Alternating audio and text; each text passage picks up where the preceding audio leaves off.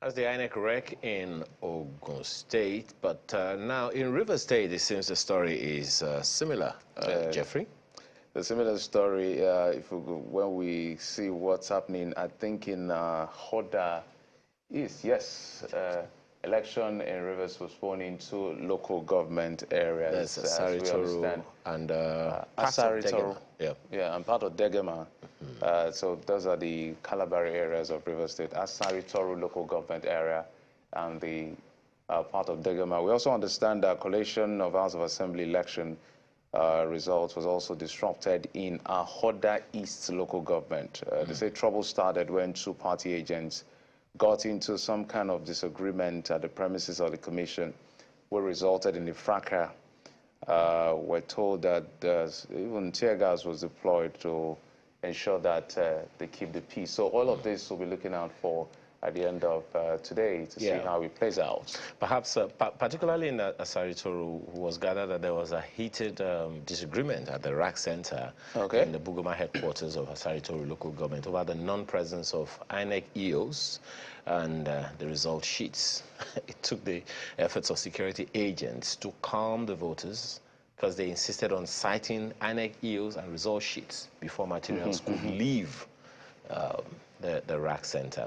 Let's also not forget that earlier on yesterday, we spoke to our correspondent Charles, who really spoke behind a crowd of people who were still trying to sort out their locations, where they were headed to, you know, in terms of the preparations for this election. So perhaps all of these things that came after that were expected, the lateness and then the postponement. But we're hoping that, you know, things could be wrapped up quicker. Many people are looking forward to voting for areas that will be voting today, and then the results being to be announced. And talking about the results, what many people want to see is the results. You know, but we'll get to that as, you know, of course, our colleagues who closed out the last segment already, you know, gave us that update. But we'll still come back to that to give you all of those details. But for now, we have to engage our guests, Millicent. Joining us from our Abuja studios is Ene Obi, convener, Situation Room. We'd like to thank you for joining us on the program, Madam Obi.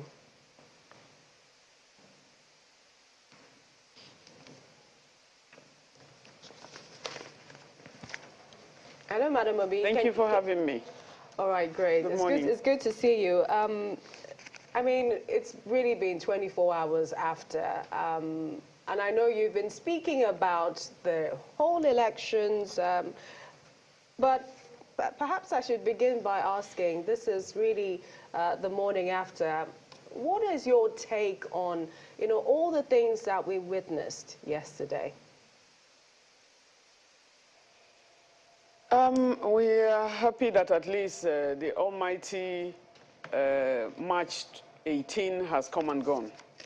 You know, what we're looking at now is what the aftermath of what has happened yesterday and some of the consequences that we have had to live with.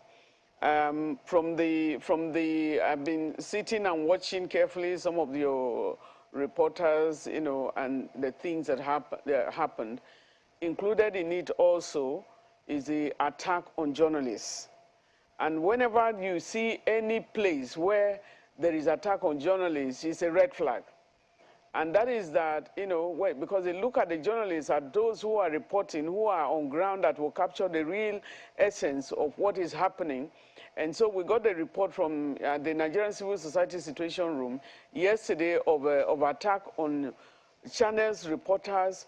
I was on Arise live when Oba and Yemi, they did their reporting, and immediately they were attacked with the bloody face we saw yesterday. And we're told that also AIT, you know, journalists and a couple of journalists, IPC reported it as well. And once you have that, you know something is going on, that the powers that be at those levels, they don't want things to be reported rightly. They don't want the truth to be told. There is no transparency and accountability, you know, ongoing. You see the police commissioner for Lagos citing already some of the things that happened in Lagos yesterday is just something, at the end of the day, I hope they will have the boldness to say this election did not go well. And if it didn't go well and they can established substantially, like the commissioner says substantial. What is really substantial? Some people have been denied. There was a lot of violence and threats and fear and issues of culture mingled with the election that happened in Lagos. If the commissioner, because we look at complicitness, if you look at what happened at Elegushi, you know, the traditional rulers' place yesterday, and a couple of other places, the commissioners of Lagos Commissioner for Police said, early deployment, people were deployed to the appropriate places. So what happened to all of the police areas where hoodlums attacked? What happened to the police? Do they have the equipment? Where were the police on the ground of those polling units? Or was it deliberate that you didn't put policemen there? We normally, in some of the elections that have passed, you not only have the police, you have the civil defense and all of them in a polling unit. So what happened yesterday in Nigeria? We thought we learned a lot of lessons. We thought the police performed a lot better, and we gave commendations in the presidential and National Assembly election to some extent. But what happened yesterday in many places was a sham. And I give some examples. I'm happy that the Ogun State Rec, you know, was able to forestall something and say something went wrong. And that we need to admit when things go wrong. And the Commissioner of Police also admitted that something went wrong. We need to be able to admit that. Where was the police commissioner? I know that Arise had to call the commissioner, and maybe the same thing happened with the Channel Television. They had to call the army to be able to grant them access to some of the polling areas where they are. You know, monitoring election does not just happen overnight. All of you need to know the accreditation process that goes on before the election commences. You know, but many months before the election, each journalist or observer get their accreditation and they get the badge from INEC. It's not coming from us. And so all those arrangements have been done. So what's their protection? The protection is that each environment that they go to, you have to be available. Everywhere that they go to, they have that tag from INEC to identify them, and also all of the observers. Observers don't go anywhere that they are not wanted. And we recorded, you know, some attacks yesterday.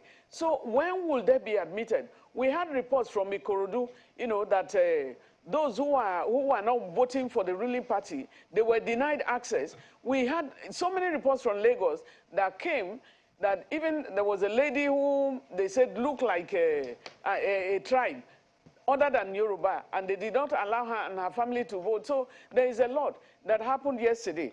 In Adamawa specifically, because that one touches my heart, because a woman is contesting, you know, election there. The report we got late night yesterday when we were sitting together was that there was something happening at the current governor's house, that's his residence, that the commissioner of police was inside there, and that the INEC commissioner was also inside there, and they were surrounded by Binani supporters, that there was thumbprinting that was going on up there. Election was going off smoothly, and where they were also getting a warrant of arrest or whatever, who now will arrest the police commissioner or who will arrest the governor because of the immunity. What went on yesterday, we are calling on INEC to pay attention to Adamawa State. We are calling on the IGP, you know, to pay particular attention to tell us exactly what happened yesterday in Adamawa State. You know, because we need to be able to admit when something goes wrong. If somebody is complacent, we need to be able to see it to restore even the belief of citizens again. What happened in many parts of the country yesterday were a lot of deniers, a lot of hoodlums, and we saw a commissioner for a particular place, that one we're forwarding it and escalating it. Had a bundle of money, money that people are not seeing, bundle of money and distributing to openly. You know, in those states, in some states, EFCC was very active, but it's not in all states. And that's why we believe that in the system that we have, it is possible for us to arrest and also we have the capacity. Nigeria has the capacity. If you have DSS, you have EFCC, you have the police, you have civil defense, you have all of the apparatus, you know, working together, building synergy together. Sanity is in place here.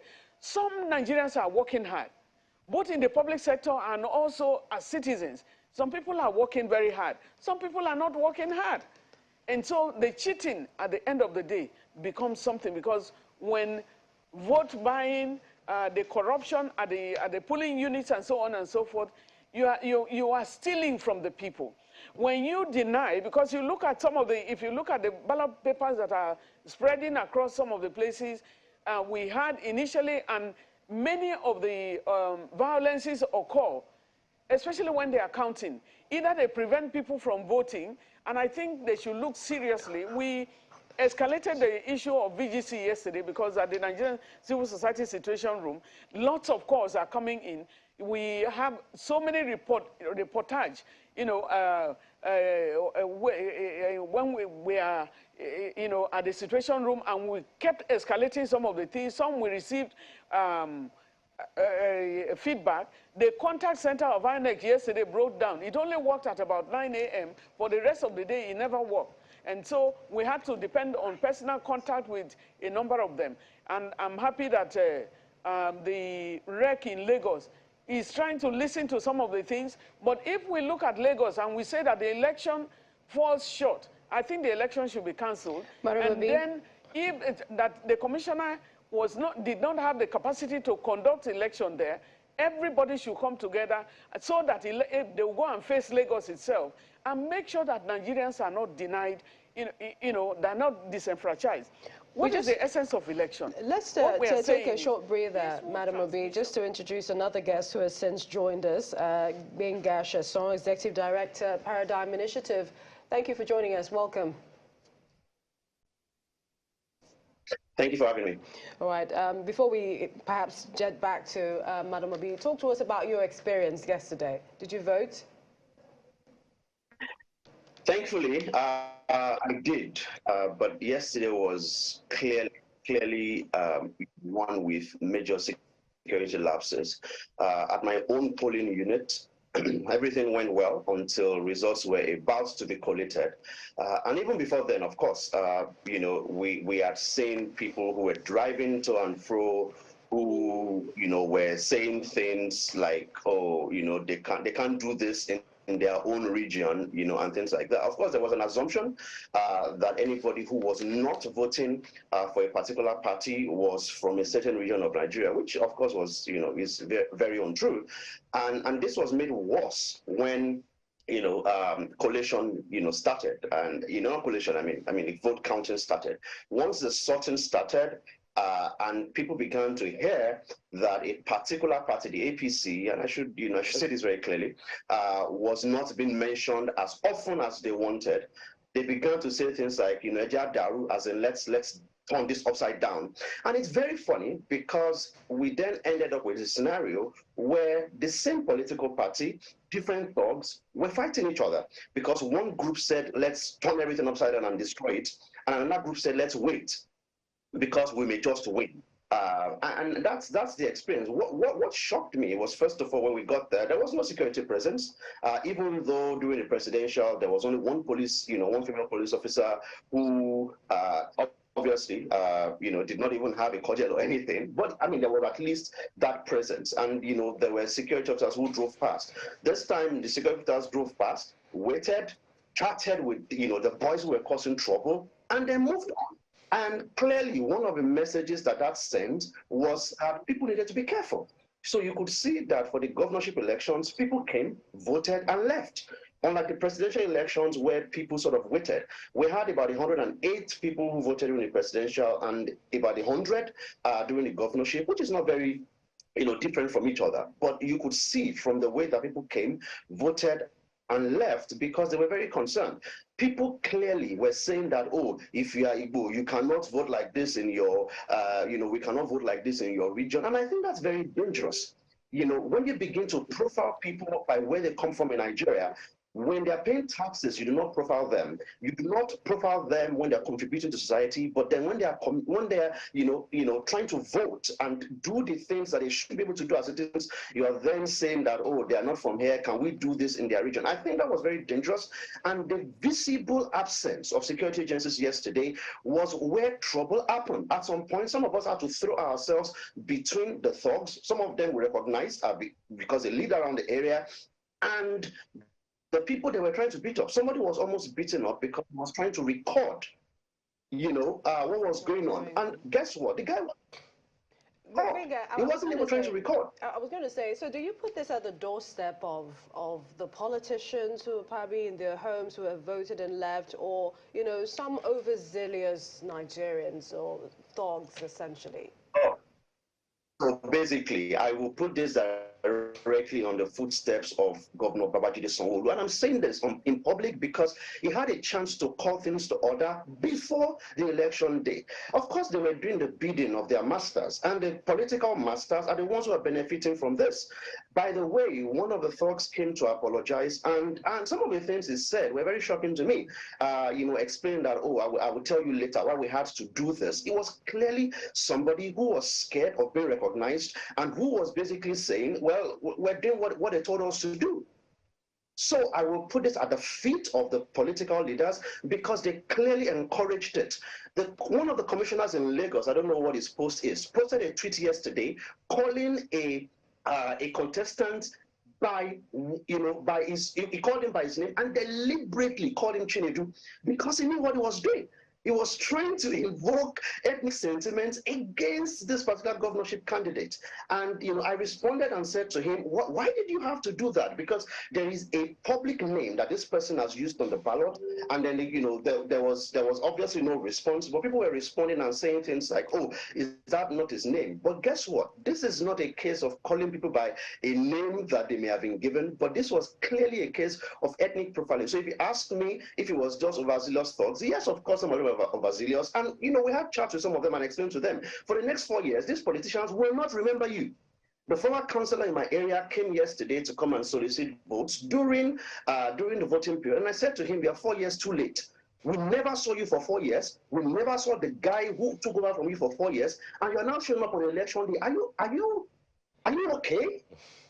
How do you expect that nobody sees you for 4 years and then you show up and begin to solicit votes? And I said to some of the thugs yesterday, for the next 4 years, the food and drinks they're giving you today is the best you will get.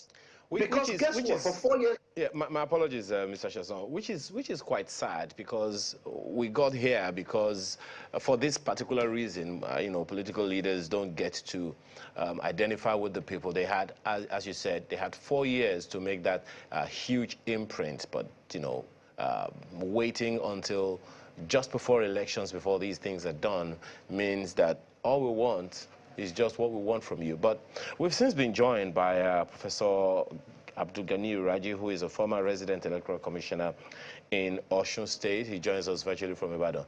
Prof, it's good to have you again this morning. I know that you've been getting reports, just as you told us that you'd been getting yesterday. Well, a lot of things are happening in various parts of the country, but if you can speak to any specifics that may not be in public right now, what would be your assessment, particularly looking at what INEC has done so far, the mannerisms, behavior of electoral officers? The VGC example is one. The one that also happened in Rivers is another, where INEC EOs were not in sight, and the people insisted we needed to cite them before any progress could be made.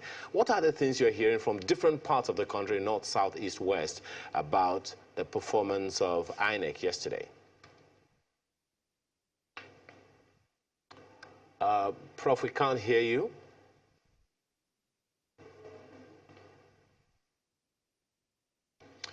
Sorry for that.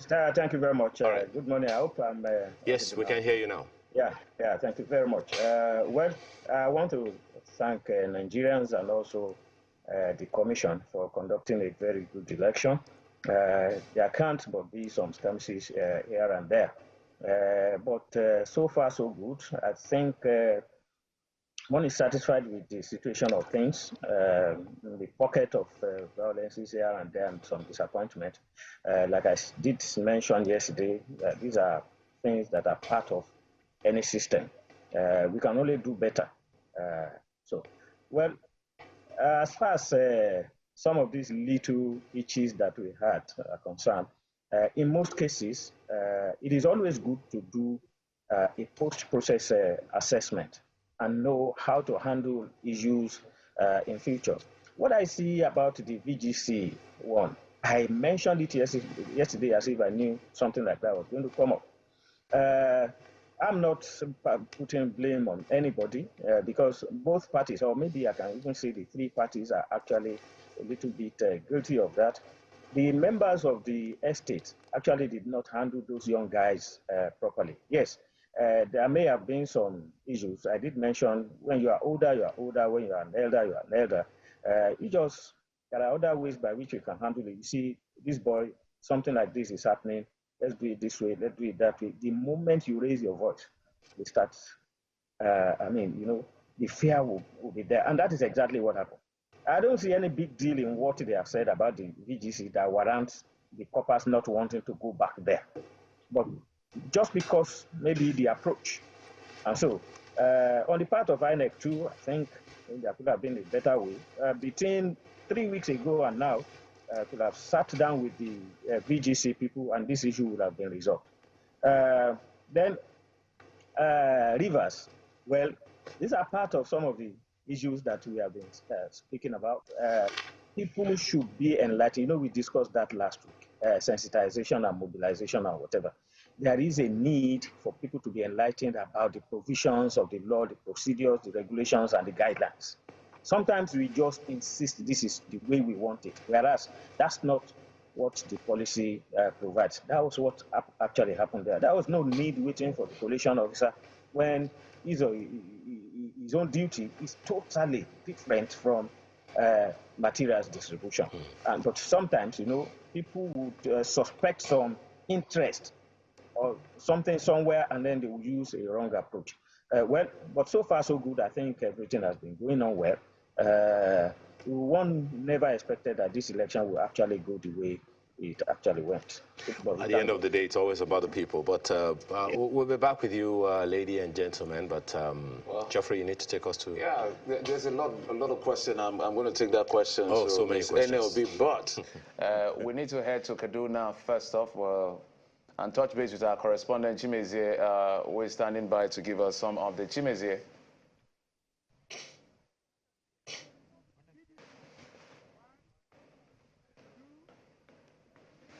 Yeah, Chimezie, if you can hear us or you can hear me, can you go ahead?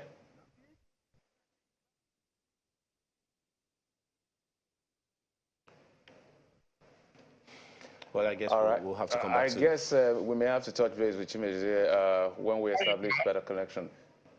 I can hear you. Okay, I understand. Chimezie is back. Chimezie, if you can hear us clearly, can you go ahead? What's the latest from your end?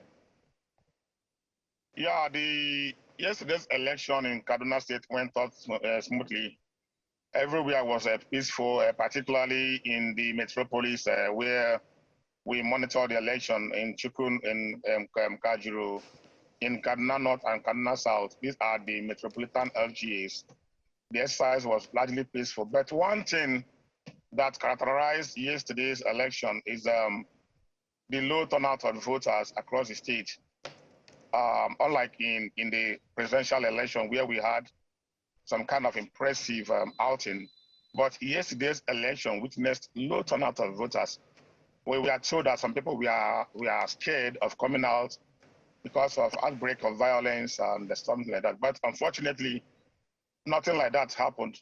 But again, surprisingly, the INEC officials, unlike in the presidential election that they arrived at the polling units very late, yesterday's election, the INEC officials were at the polling units as early as for 7:45 a.m.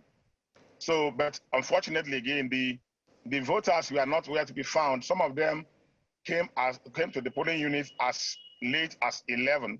So the exercise yesterday in Kaduna State was peaceful, except for the fact that the turnout of voters was very low. But again, apart from, there was no security breach, except one that the EFCC, somewhere at a place called Ungwaremi, School Road, Ungwaremi, also in Kaduna Metropolis, where they arrested a certain man for alleged vote buying. According to what I gathered, that the man was transferring money to people through using his phone, perhaps to induce the voters to vote for a particular candidate of his choice. And on getting the information, the EFCC operatives swooped into him and got him arrested. And in the process of arresting him, I think the man alerted his colleagues, who also came to the scene and started attacking the EFCC officials. But the EFCC officials were able to take the suspect away. And as I'm talking to you now, the suspect is still in the EFCC custody. So this is the situation now. And of course, the collection has started since yesterday. We are hoping that INEC told us that the state collection will start by 10 a.m. today. So anytime from now, we should be going to the INEC collection center, the state collection center, where results from the 23 local government areas of Kaduna State will be collected, and at the end of the day, the winner will be announced. All right, Chimeze, we'll definitely come back to you. You said the time is 10 a.m. When collation will start in Kaduna State. We'll definitely touch base with you.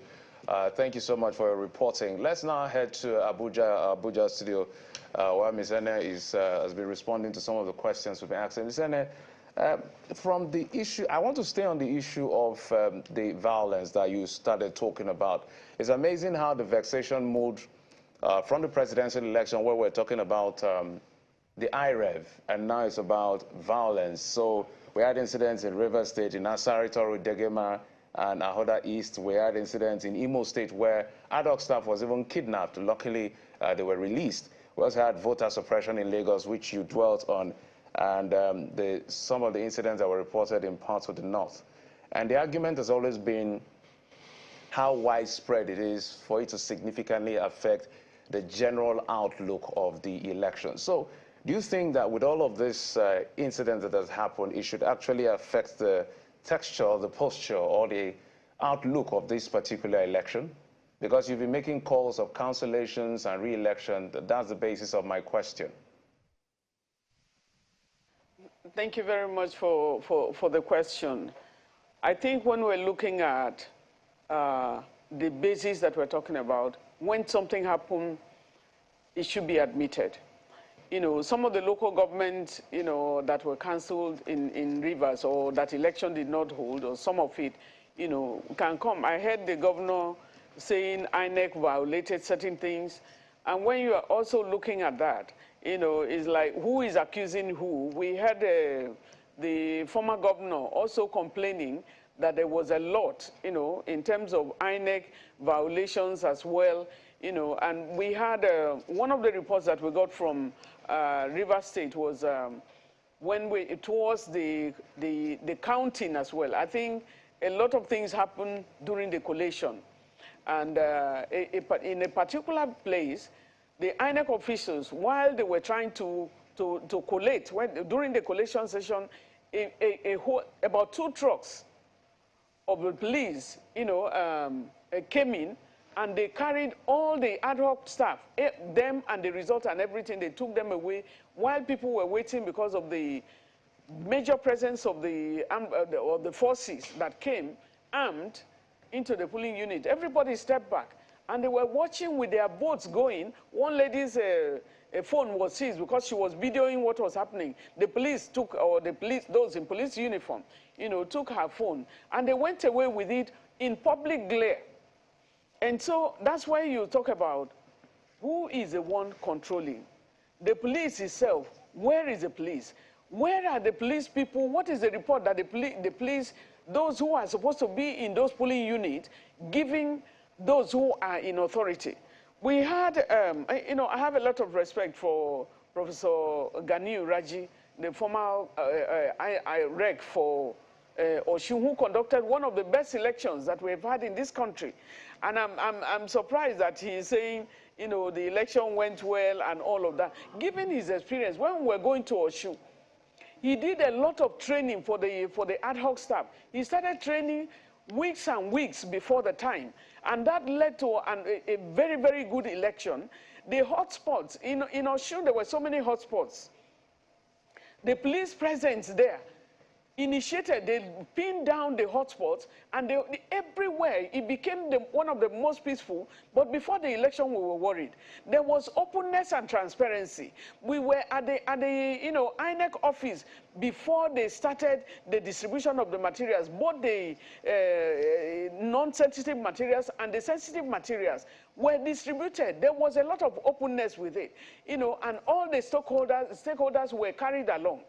And so you cannot compare the election that happened in Osun with any of the elections that has happened here. And so let us admit it. Benga was giving a report earlier, and he talked about, his own polling unit. This is what happened in so many places yesterday. The issue of VGC. For example, most of the elections were happening inside VGC. And now you say, come out. Come and do the elections, and they saw hoodlums also seated with these people. And so, how do you conduct election? I think we should take it seriously, that anybody who goes out on election day should have the right to go and exercise their franchise. And that's why you have the low voter turnout. You are having the same issues that are coming again. In Kushe, one of the wards that we received report from Kaduna yesterday, before the collation, just as collation was going to go out, they said the officer that was supposed to be in charge of the election disappeared for some time. And the next thing they saw was the police came and they said they wanted the materials, and they carried the materials and they went away. And then election, whatever the result was, and all of that did not happen. So the violent issues, people have to be responsible. Remember that we had the polling units. It's only the FCT that the election did not hold. We have the number of the polling units that vote was supposed to go, and police were allocated to each of those polling units. Allowances were given for that. So if you do not allocate, if you do not send the police there, it means that you also did not give allowance. And so Nigerians will follow their money. We will demand for accountability in all of these things that we're talking about. And that's why it's important to be held accountable for every polling unit. Professor Raji can tell you what he did in Osun. And every rec is given the responsibility to do the same thing. All of the money that is supposed to be meant for the conduct of the election in those environments are given, and the police were given their own responsibility distinctively to protect everyone who is coming. And so what happened? They noticed, logistics, for example. Yes, logistics was better, and we admitted that yesterday, that for the polling units that we conducted, we had 2,340 observers.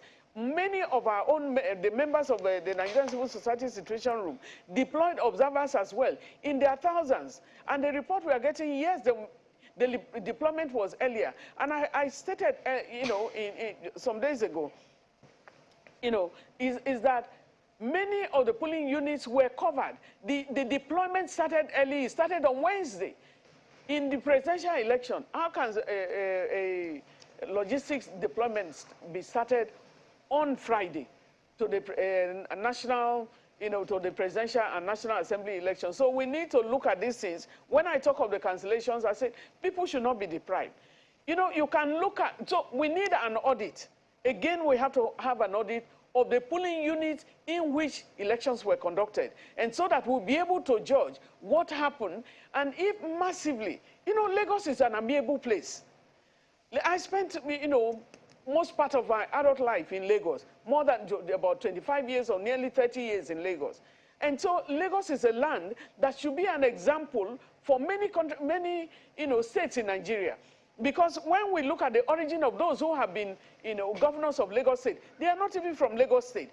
And then you look at those who are commissioners. We have so many commissioners that are not from Lagos State. We have so many, members of the House of Assembly, they are not from Lagos State. But they occupy, they pay their tax in Lagos, they work in Lagos. And so Lagos has that latitude to occupy and showcase what Nigeria is to people. But where you are now having accusation, when I was living in Lagos, there was nothing like you going to vote and you were harassed. No.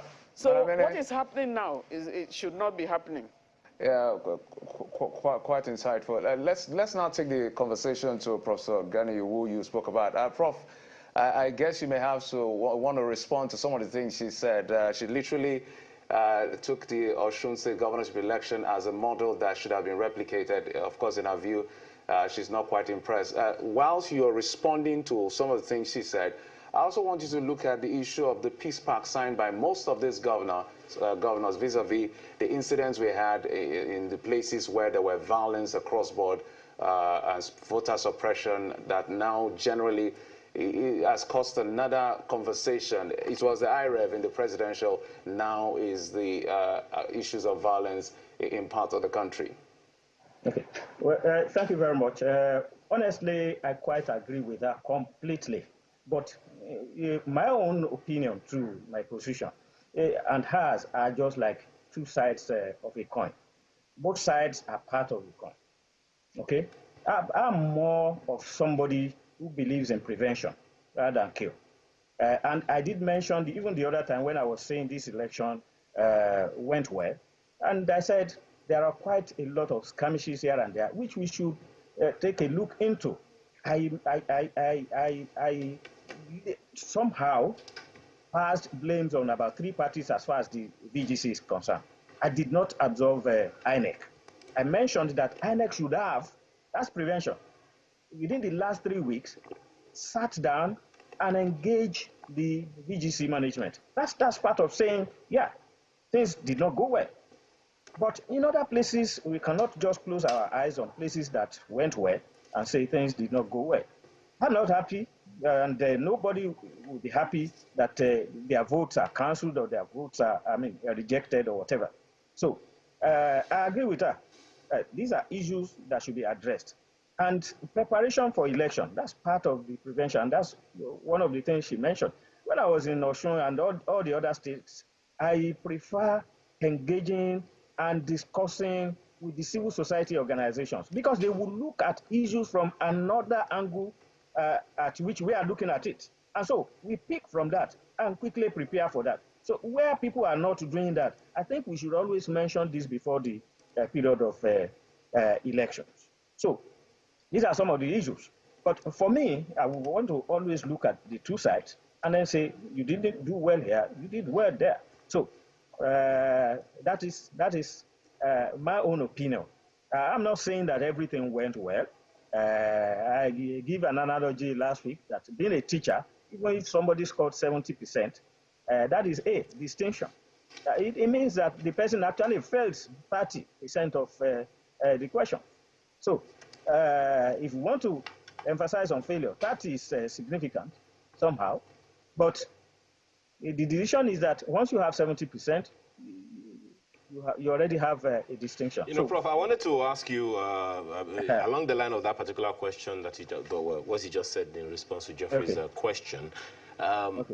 So a number of people in a number of areas, these are some of the outcomes that we've had and the responses that people are getting. We're expecting results from about, say, 176,000 plus polling units. And there have been quite a number that have been postponed, some cancelled, and all of that.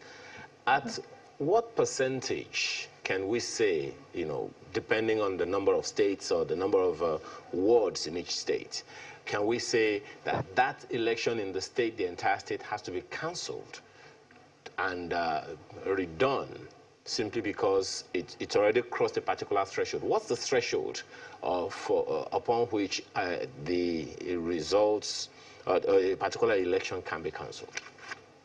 Well, there is no provision for that in law. The legal framework did not make provisions for that, but gave criteria as to what will lead to cancellation. So it doesn't really matter if all the polling units, did not meet up with those criteria. Quickly on that, Prof, what are the criteria for cancellation of an election? Okay, violence is one. Okay, violence, in fact, is the major one. is a major one. Okay, so if the violence pervades X number of local governments or polling units or ward racks, we at what point can we say, is it up to 50% of the number of police stations or polling units, or 70%? You see, yesterday I said I was monitoring, and that is exactly what INEC will also do. And then the management of INEC will take a decision even before the midday. When they look at the situation, they can cancel a whole state and say this election will be repeated at so period. So it's prerogative of the commission to look at it, 50%, 100%, 30%, and whatever. I don't think we need to continue with this election.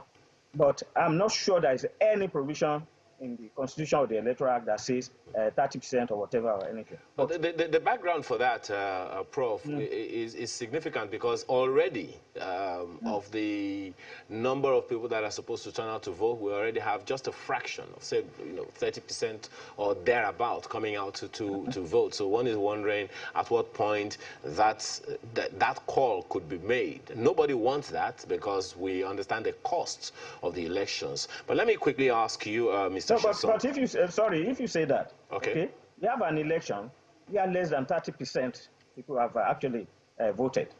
I don't think that's a good representative, but we have been going ahead with that. Well, Anambra, you're correct. Anambra, we had 246,000 out of about 1 million plus, and yet we have a governor.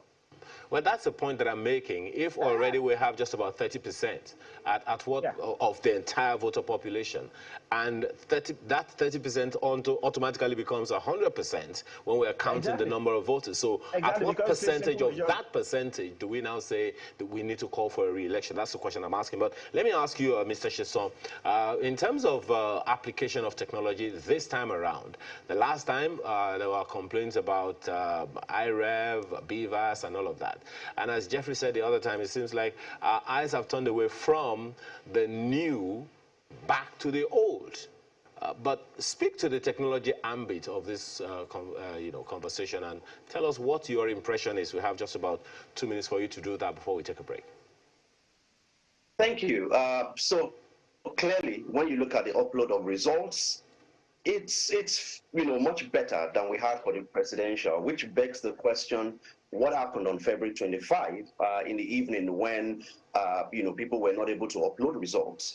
Yesterday at the polling units and across many polling units, people were able to upload, some of them offline, some of them immediately. But one of the things that technology was used for yesterday, which is unfortunate, is that people who were planning the thuggery yesterday clearly looked at the map, looked at the February 25 elections, looked at where they were likely to lose, and targeted those places with thugs. In one of the cases, I was worried because there were more than 40 people who were there serving as thugs, and I was asking myself, if these guys have PVCs and vote, they will win this polling unit. So why focus on thuggery? So unfortunately, technology which is supposed to help us was used by some people to create a map of where they could deploy thugs. Well, but like I said, after the... You land on that point. Land on that point. Oh dear. Well, we'll come back to you, Mr. Chisom. We need to take a quick break now. I wanted you to land on that point. But when we return, you'll continue on that, because it seems like technology would eventually be the only way to go. But let's take a short break. We'll be right back.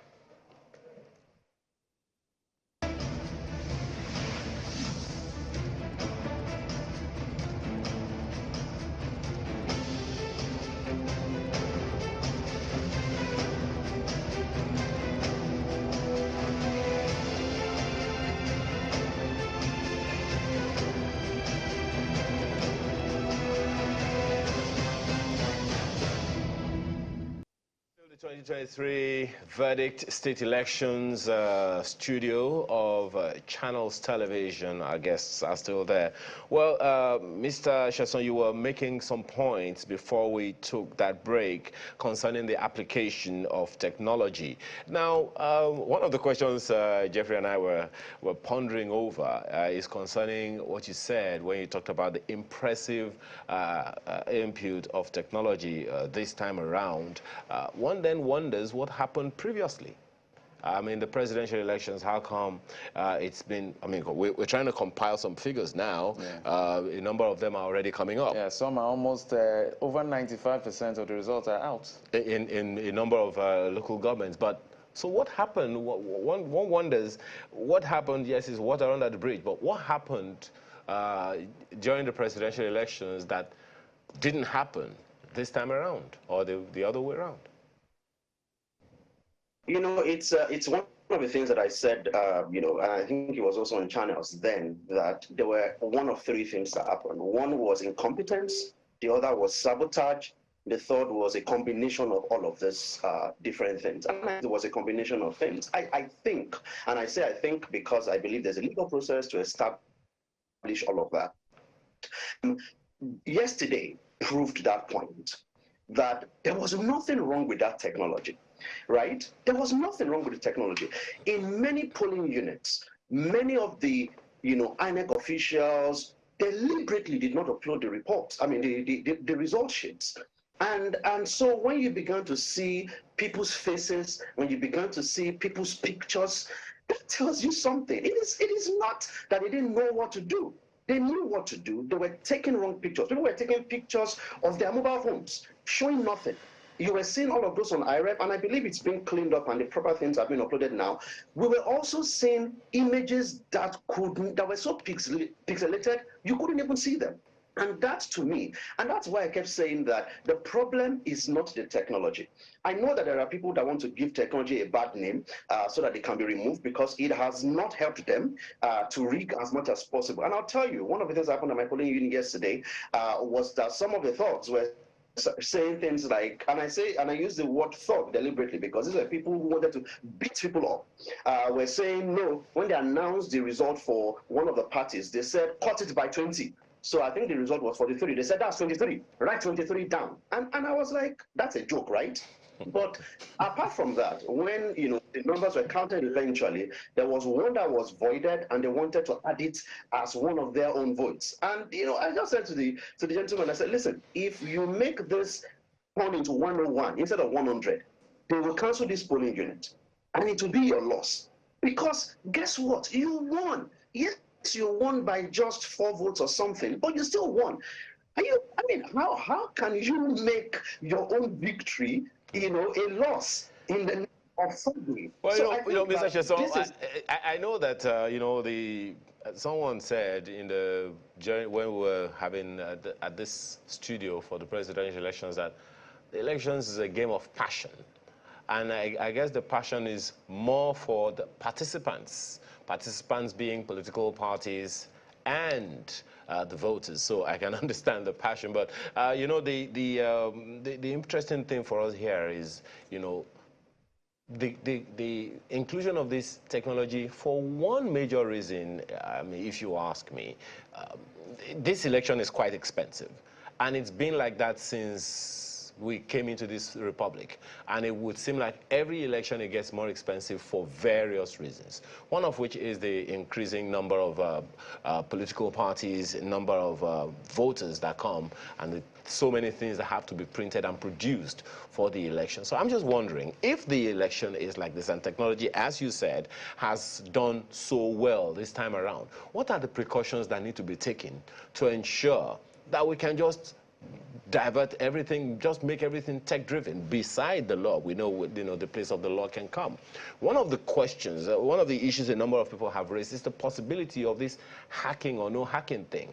The figures of that have been released officially may not be something, but there are those who are wondering whether or not there were attempts to hack, and consequently INEC shut its doors, the portals for the presidential elections, and that is why you know, it wasn't real time or open to the public at that. How would you react to that?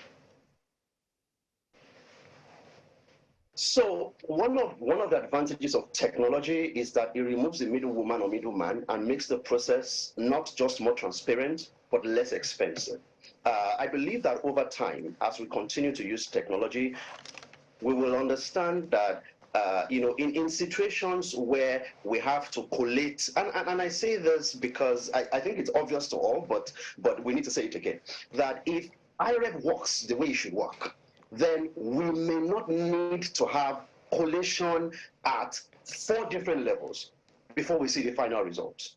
And that is the beauty of technology. The polling unit is the most accurate result.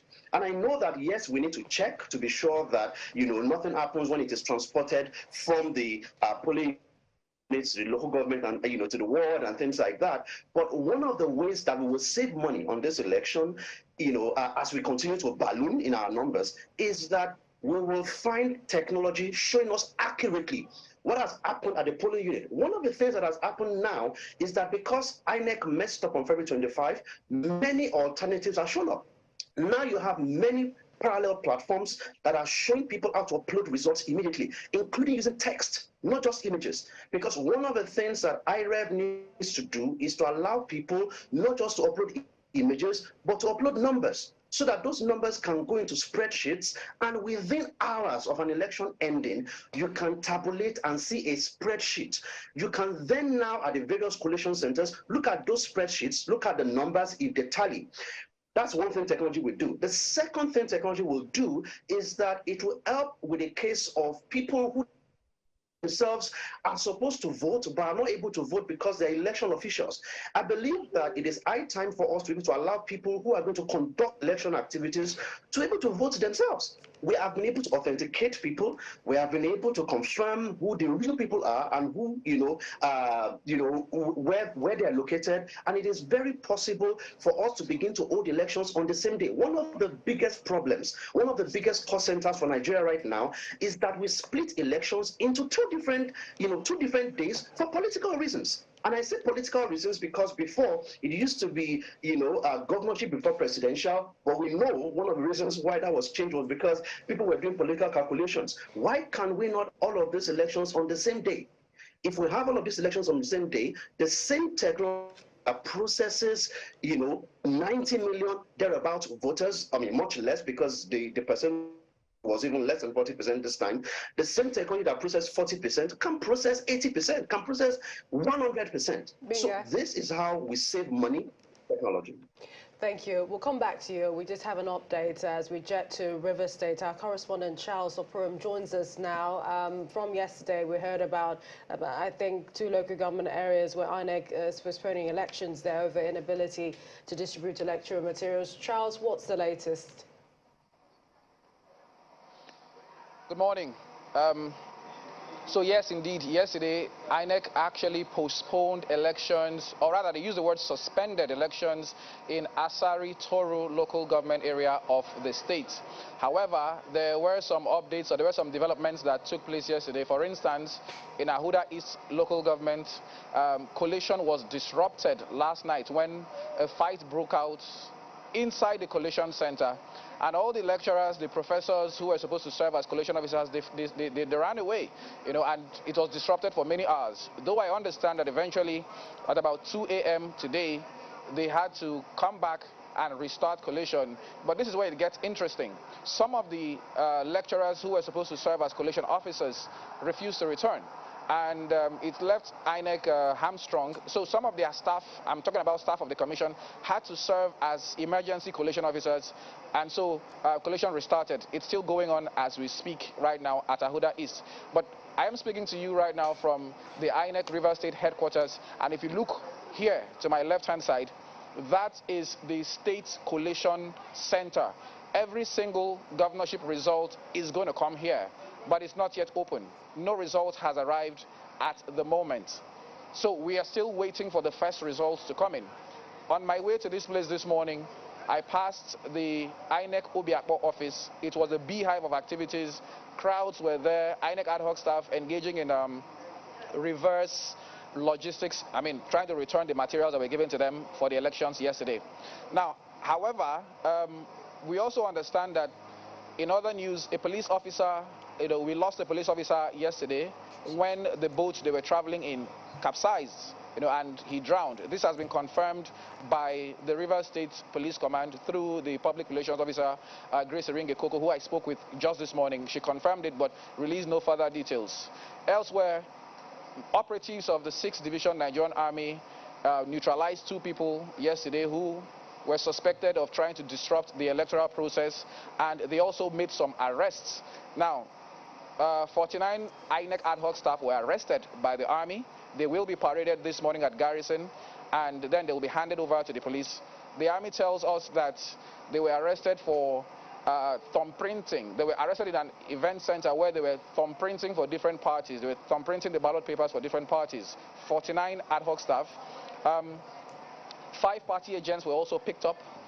3 people who were coordinating this operation were also picked up, and then 5 persons with fake INEC passes were picked up. Now, about the suspects who were neutralized yesterday, 4 weapons were recovered from them, and we are still following this development in real time. There seems to be a lot happening in Rivers. Very sad to hear the police officer who lost his life in the line of duty. But Charles, talk to us about the number of polling units that are involved where elections were suspended to resume today in the Asari Toru and Degema area. Well, what's the number that we're looking at? So the Commission have not released the number of polling units where elections will be conducted this morning. If it's happening this morning, we are actually waiting for the head of voter education and publicity to release the press briefing with regards to that development. What we know for sure is that elections have been suspended in Asari Toru, a local government area, and parts of Degema. How many polling units, we do not know. The Commission have not said, they've not released that information at the moment. So we are still standing by to get the full details as they break. I know you also said you're very close to the INEC State Center there. We heard from the governor of the state, Nyesom Wike, talk about complicity. I think he called it breach in security concerning the conduct of the governorship election. He said allegedly by the director of security of the Independent National Electoral Commission in the state. Do we have any update on that? Has INEC reacted to that? So when that news broke from the governor, we spoke to the head of voter education and publicity and said this is what the governor said, and he said that office does not exist in Rivers State INEC. He said that office is non-existent. There is no such person as the director of security here, and so he doesn't really have any idea what the governor is referring to. That was the official response from the commission here in the state. So we are still waiting to understand in detail who or if that office exists, but the INEC have said no, it does not exist, and so they cannot, join issues with the governor in that regard. Charles, so now, while we're waiting for where areas, elections have been suspended to resume, we know that for some other local government areas, they're sending in the results. IREV is showing, some activity. When indeed will the state collation begin? Sorry, I lost the sound for a moment. Do you mind going over again? When will the state collation begin? Okay, when will collation begin? Okay, we don't know exactly when collation will start, but it is expected to start this morning. That's why we are here. Like I said earlier, collation was disrupted in Ahuda East local government. We don't know about other places. I passed Obiakbo and they are still doing reverse logistics. I don't even know if collation has started there at the moment because the place was so crowded. But as the results are collated at the different local governments, the governorship results will trickle down to the River State INEC headquarters here, where they will now be tabulated and then the results will be declared. But those who are running for House of Assembly, their results will not be brought to the headquarters. They will be declared at the local government areas where they are contesting. So I think that's a bit easier for those who are running for House of Assembly. They don't need to come here. All of them are at their local governments where they are contesting. So, but for now, it's a waiting game. We are here. We are waiting. And we will be bringing up updates as they break. We'll be waiting for you. I wanted to find, before you go, Charles, I wanted to find out, since you said that the State Assembly elections, the results Probably. Do you have any idea whether some of the results have been announced? None that I am aware of.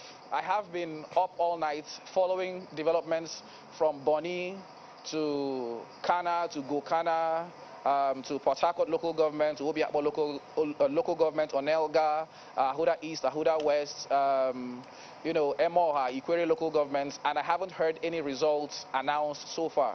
But as they break, I will definitely update the House. All right, thank you, Charles, for your updates, and I will touch base with you as soon as possible. As soon as you get information when the collation will start, please get back to us so we could touch base with Rivers State. Thank you so much, Charles. Thank you, Jeff. You know what was playing in my head? I was just praying in my mind that we don't have a repeat of what happened in 2019. You know, with this scenario we're seeing, you know, in Rivers State, you know, when I did the map analysis yesterday, you saw that it was the color purple because that was the only state where elections were suspended, and it took a while for us to get there. Yeah, it followed the question I was trying to ask Prof the other time about at what point can we say, no, the entire state or the entire country's election should that be... word widespread. Yeah, widespread, which is a very, very subjective word. But let's go back to Madam Enem. Now, the argument for you and for every observer, or every Nigerian practically, including politicians themselves, is about the process. We talked all these issues that you have raised. We have talked about them for eons, and that they come up again, over and over again. Where can we place it? And do you think, going by what Mr. Sheso was saying, that the inclusion of technology could help to eradicate some of these logistic and human errors that come into the space? Do you think it will help? I think for me, you know, the logistics, in terms of technology has come to stay, whether we like it or not. And we had admired the way that the development has been in INEC, starting from the card reader and then going up, and then we have the beavers, you know, which has really worked well. And I'm happy that on this, in this discussion, you also have, you know, the former rec of Oshun, whom I respect so much because of his transparency and accountability. You know, and this is what is required, and he will tell you what technology did in Oshun, and that's why it's from Oshun that we are coming to the general election. And so lots and lots of expectations. We followed this from the fact that with the card readers, the complaint and the suit that INEC was getting was like, you know, they did not have the backup of the law. And that's why we struggled with the Electoral Act, which eventually went to the president for the 7th time, and then he signed it into law, which we are thankful for. That was to empower INEC now to say, you have the law that backs you up in terms of using the electronic system. Beavers didn't have any, you know, didn't have much of a problem. Is when at the morning, maybe you have trained a lot of staff, you have trained the adult staff, and somebody drops on the day of the election. Then you have issues like we're faced with in Anambra State. I think Professor Raji was also in Anambra and can testify to what happened when about 1,500 you know, ad hoc officials dropped that morning because of the sensitivity, you know, of the election itself. You know, Anambra was one of the most difficult elections because a lot of people were scared. Even when journalists had hired vehicles, that morning of the election, many of them dropped out and said, we are not for this election. You know, our life is not, the election is not worth our life. And so you see that happen. So where we have issues with the beavers, there were technical people whom it was reported to, and immediately those things were brought to book. And there has been a lot of collaboration between the civil society and INEC. And one of the things we do in the situation room is to amplify and escalate issues that are happening. And we were getting real-time, you know, responses which created trust on our part. And that's why when we're moving into this election, 2023 general election, we're moving with trust, you know, believing totally that INEC has the capacity, they have the capability, and like you pointed out, Ayo, it was, you know, technology is very expensive. The money that was voted for this particular election, more than 300 billion was voted. And this is money that would have built so many hospitals and so on. And again, you know, Benga mentioned the issue of, why can't you collapse the election to one? And that's a discussion we're also holding at the Civil Society Situation Room now. Why can't we? Because instead of giving you 3 sheets, they give you 5 sheets.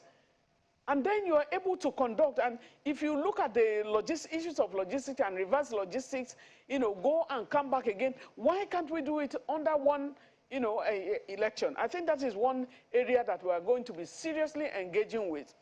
Now, you have INEC officials that so when they are saying that INEC officials, or you have a group of people sit down and thumbprint, even in the mode of when you have beavers. In Delta yesterday, a lot of beavers were destroyed totally. And so it's also, some of the analysis that have gone on already here, is that in some places where you know that you have the opposition stronghold, and you have, nobody has a prerogative of maybe the prominence of saying, I'm the one who can match you. You go to an opposition stronghold and you say they are counting now. It doesn't favor you, you destroy. And all of those things. We were not having, some of the gains that we had been lost. And so when you have a lot of investment, and you have the promises that were given by INEC that we are going to upload in real time. It didn't happen during the presidential National Assembly election. What happened was you had the upload of the National Assembly results. You didn't have problem with that. So are you fooling somebody by saying that for the presidential you cannot upload? And now we are having, as at 9 a.m. yesterday, there were some uploads on the IREF portal already, and we are wondering, picture of human beings, picture of result sheets that were not even filled. And for almost the very first time, the 2023 general election is where you are having INEC trying to keep result sheets. It normally accompanies every ad hoc staff or the election officials as they go into polling units. And you are having this. What will happen to the 49 ad hoc staff? Now you're having the election, the control of election is by the police. The police is the leading agency for elections. And you're having an environment where 49 election officials were arrested by the army. The army gave its numbers publicly and said, if you have issues, call us. And they were on standby. What happened to the Nigerian police? So who are they? They are going to hand over to the police. Is the police complicit? What happened to the police that were supposed to have been allocated, that ought to have moved to the polling units with these INEC officials? And so these are some of the things that we're having, and I think it's very, very important. The beavers this time, Professor Raji will tell you, what do you mean when you say you have to give a code to the officers to upload, and then give a code to open the beavers, and then you are giving another code? There were no segregations in the past. It means there's some deliberacy and sabotage by the election officials to make sure that you do not upload in the first place. By 1 p.m. yesterday, there were so many uploads, about 50 to 60 uploads yesterday. What were you uploading by 1 p.m. when election has not been concluded? So a lot of things, I think we must say that technology is there. The beavers don't carry itself. No beavers can walk from here to any polling unit. It's human beings that are carrying it. I want to come to Professor Raji. The transparency of the human beings, the commitment of those ones, you have to say that. So because they are being manipulated by human beings. I want to come to Professor Raji, and this is if there is something called a non-affirming swearing in, or sort of a violation of oath of neutrality by election officials, which you know, the stakeholders, including security, INEC, you know, which they actually take? Is this something that happens before any election? Professor Raji. Okay, thank you very much. Well, it is something that happens before the election. Every election official actually takes a oath, including ad hoc and all INEC staff that will be involved in election. And a violation of it is punishable. So, well, unfortunately, the way some things happened in the country, well, we will be improving. But at the same time, I think we can also help the system. Whatever we see, if we report, INEC will always set up a situation room just on the day of the election until the declaration of the result. And so we should always report to the situation room. Everybody participating in the election, whether observer or monitor or this or that, will have the information and the contact of the situation room. And having been an insider before, I know a lot of things do go on. Investigations and then some punishments are meted out to people who violate some of these things within INEC, and even outside there, maybe a lot of people are actually taken to court for that. Well, at the instance of INEC, but sometimes you may not necessarily know that it is INEC that actually initiated the proceedings. All right, Prof, I wanted to follow up on the question, Millicent, just a minute. I wanted to find out from you, from our reporter, you heard him say 49 adult staff were arrested for thumb printing by the Nigerian army, and we don't know exactly what their role as adult staff is exactly, maybe not defined yet, but what happens to the, for instance, they are polling officers or so, what happens to the integrity of those results, and should it be accepted at the end of this exercise? No, definitely if there are issues, okay, and people are arrested, ordinarily, if it has to do with the result of manipulation, okay, such result would eventually be cancelled. Except where those violations are actually not linked to the conduct of the election. For example, if somebody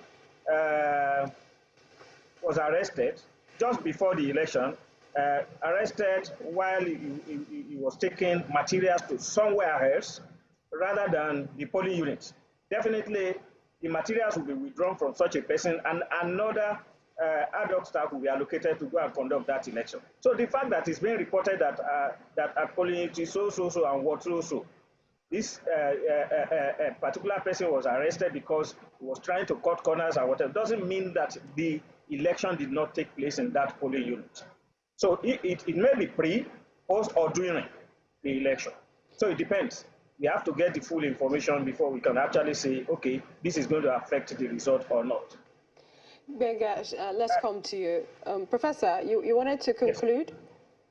Yes, because Mrs. Ene actually mentioned it the other time. I was in the first Anambra, and the local government that I supervised, Ekusigo precisely, 7 a.m. in the morning, hoodlums came, carted away all our materials, and we actually had to get new materials, and the election started around 10. So INEC staff, INEC ad hoc staff were also involved. So, but people will hear that there was violence at so ward and this and that, but because the election had not started, we allocated another set of staff and the election took place. So, but sometimes you see some people reporting, there was violence so they actually declare the result, whereas it's not supposed to be declared. I think the situation and the conditions that led to that will have to be understood properly before we can actually judge. Perhaps before I come to Benga, I was just going to say, NLB talked about perhaps, you know, the conversation is coming up with having the 5 elections, having 5 ballot papers, having all the elections in one day. Professor Raji, do you think that that is something that would work for us, our climate, our population? Do you think? When we are talking of population, what's our population compared to the American population and some other countries? There is nothing that is not doable. My philosophy is we should just change our attitude. So when I'm saying this, I'm not saying the voters only, because it is Nigerians that are also running INEC. Nigerians are part of the security agencies. Nigerians are part of civil society agencies. If we all can trust ourselves and build that trust, even if we want to have 1,000 elections in a day, we can actually have it, especially now with the introduction of technology. It's doable. Okay, well, Madam, I'd like you to speak to that as well, because I mean, the experiences of this latest election, Madam Obi, one wonders how really well aware or educated are the voters, because a good number of people just, okay, which party? Just, you know, as if I would quote the president, top to bottom, so to speak. I mean, many people don't even know for whom they were voting. They were just thumbprinting and all of that. So if all the elections happen on the same day, there are those who are wondering, I mean, some people would wonder whether or not we'll get the best, you know, of whoever it is that we should get into the relevant offices. What's your take on that? Because essentially that is question marking our voter education or political education as at this moment. Yeah, you know, when we're looking at the number of polling units that we're talking about, there has been a big issue with reverse logistics. And I think INEC has been talking about that, because when they conduct elections, like the presidential election, for example, all of the materials that they take, even the ballot boxes, sometimes they are not, some of them are not returned. You know, the ad hoc staff will have to go to different units. In fact, they have like the mats, you know, the sleeping materials, and a whole lot of things. Reverse logistics has been a big problem. So why not do this election one time? And I think that is something that we can consider, and I'm happy that someone who has practiced this. And, you know, I don't praise somebody, but somebody who has stood up, who has been able to stand upright for Nigeria should be commended. And so I put a commendation again to Professor Raji, because he stood firm. He has written his history already. You know, and INEC staff, each and every one of them, they are writing their history. You know, the INEC chairman is writing his own history. You know, each one of us, as we're involved, even you as journalists, you are writing your history because of the way you stand, and it's public. Changing of attitude, like Prof has said, it's very, very major. If we change our attitude, if we're able to uphold our honor, you know, and these are things that we committed to in our own, you know, in our national anthem, in our, you know, pledge to the country, which many of the politicians, they do the pledge, but they are not obeying it. You mentioned earlier about the peace accord that was signed. Peace accord was signed on behalf of all of them. But where are the talks? But I can tell you also that the wreck of Lagos, because the way we work at the Nigerian Civil Society Situation Room, we had meetings with all of the rest. We are connected to all of them. And they are Nigerians that are sitting on these seats, and many of them are quite qualified. One of the reasons that we struggle as civil society to talk about non-partisanship of anybody who is elected by INEC, I think we need to also, you know, that people that are being brought to INEC that have party lineage. You know, you see an example of, I think, Loretta Onoche, whom we talked about. We say, no, this person carries party logo and all of that. She's a party member. She's partisan. When she was nominated, or she was appointed to NDDC, for me, I say congratulations. Because that is where you allocate. You can give positions to other people. But INEC should have a sanctity in his own environment. You don't bring in somebody who has a lineage towards a party. And so how many people are in INEC right now at the rec level and all of that that has no party inclination? someone like Professor Raji was not given another term because of what, some of the things that we're doing. And so we come down to that and talk about what next do we do, and where do we need to unbundle INEC. There is a bill before, the National Assembly in terms of the tribunal that will come out so that elections are quickly treated. You conduct an election and you say, for the INEC official, like, Prof was citing that example of Anambra. He said INEC people were involved. And then you are having the 2023 presidential and National Assembly election.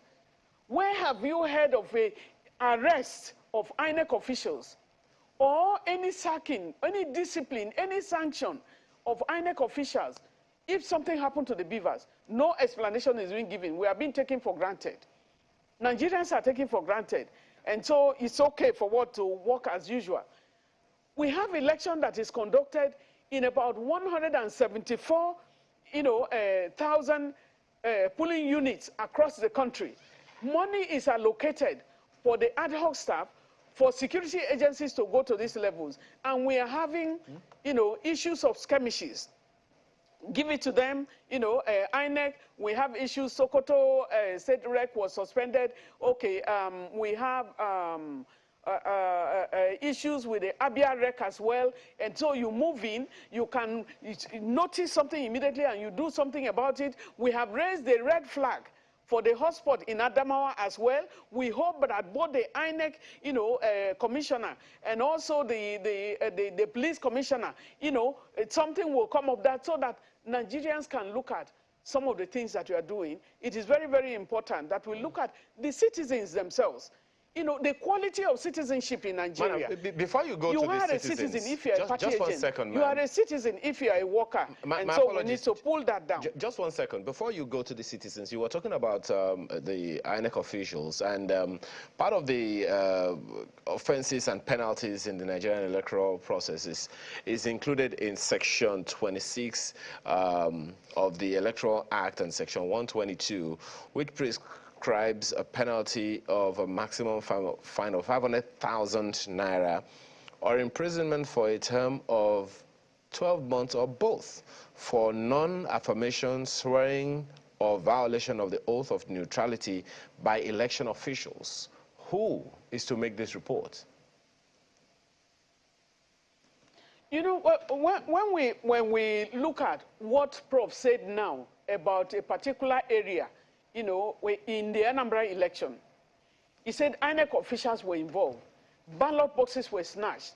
But they had the discipline because you have a leader that will do things right and then correct that.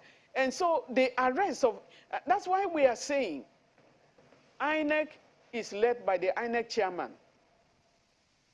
When there are infractions, even in the polling unit, we're looking at the Electoral Act and we're also looking at the issues of criminality.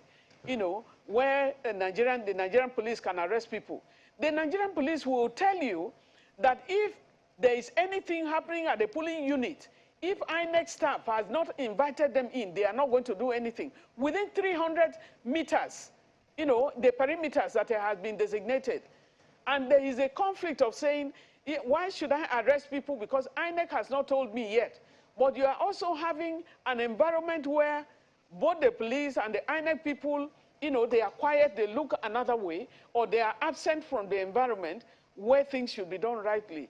I think the quality of citizenship that I'm talking about cuts across all of it. If there are no sanctions, the impunity must stop. It has to stop. If people are arrested, like these 49 staff that have been arrested now, we have been told that some professors in Rivers State ran away for their own lives.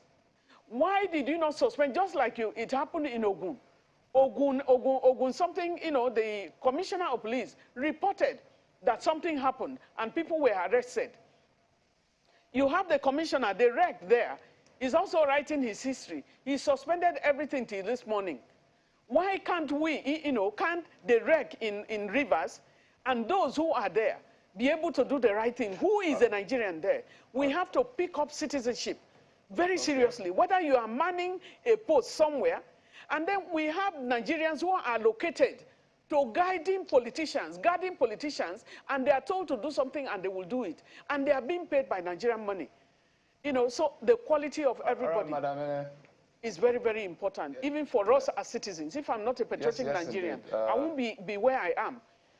All right, madam, we have a lot to talk about, but also begin to wind down. Let's go back to Prof. Prof, I just, a direct question, because by the law, if there are incidents of violence as reported, when I asked the question about what happens to the 49 persons that were arrested by the army in terms of the integrity of the result, and you talked about depends on what is being discovered at the end of investigations that will decide whether it will be counseled or not. So we've seen, Benga talked about it, some other people have talked about the fact that what now happens because of what technology has done is that certain elements target certain areas where more like places where there are opposition strongholds. So he talks about the fact that when they see that the result is not going in their direction, they try to disrupt and sometimes go as far as disrupting the process. Something like, you may call it polling unit profiling, if you will, to ensure that they do whatever it is they want to execute at the end of the day. So, but the law is very clear. It looks like INEC kind of indemnifies itself that, look, if you cause problem for us here, look, this result is going to be, is as good as gone. So what should INEC begin to look at now? Because it looks like because of technology, certain persons are now cashing in on INEC's indemnity to disrupt the process. Well, thank you very much. That's why I talked about attitudinal change. It's not something that is new, that every time new things are introduced, people will want to cut corners. And that's exactly what is happening. But the experiences that I had on this, of course, even today, you have shown a clip where people, was it Okota or wherever, Ajao Estate, where they defended their votes. Even though the Commissioner of Police at the end of the day say people should not take laws into their hands. But this is about the third or fourth time that I will see something like that. You see, everything should not just be pushed to INEC. In Osun, there was an attempt like that because they felt this place is a stronghold of a particular whatever. And so, well, that's the story we had later. But we got there, and the people in that community stood and said, we did not allow them to cut away all these materials, even though they have destroyed. So, you know, some of those people will not come back the next time. The same thing happened in Ekusigo the other time. The community stood by their votes. However, when things like this happen, like I said, investigations will be done, and then we'll now know whether it will be cancelled or not. And it depends on when and how it happened. So what is important is our security is determined by us, not by the security agents. They are just to maintain it. And then, but we decide whether there's going to be problem in our domain or not. So we all have to work together. The voters, the commission, the other stakeholders in the electionary processes. All of us must cooperate and ensure that we have a peaceful election. Then as for the INEC staff, whether ad hoc or full-time staff of INEC, well, usually people have always been punished for whatever violations that they have done. You've heard of the 250 cases in INEC in the past, and there are several cases. We can get information from INEC on the punishment that have been meted out to even full INEC staff and ad hoc staff. As we reach our final moments with you, perhaps I should begin with you, Professor Raji. Quickly tell us, is it too early to be talking electronic voting? This is vis-a-vis what we've seen, voter suppression, intimidation, and all of this snatching of ballot papers, BVAS, and, you know, for the process to continue to have more people, you know, really vote. In 30 seconds, Prof, if possible. Yeah, well, it's not too early. And in fact, INEC has actually demonstrated the capability to do electronic voting. But like I said the other time, you don't look at issues in isolation. There are quite a lot of other, you know, sectors that will have to participate in that. the NCC, the telcos, the whatever, and so we must get everything right. But for the system and the processes that we will use for electronic voting, INEC has perfected that, is in existence, and as we are talking, because of the fact that INEC has demonstrated that, people will be working now on how to circumvent that. And it's normal everywhere, but it is the system that will also be working to ensure that the system is not rubbished. Okay, thank you, Professor Raji. Madam Obi, your closing moments, 30 seconds if you can. Is that discussion, will that discussion begin, electronic voting?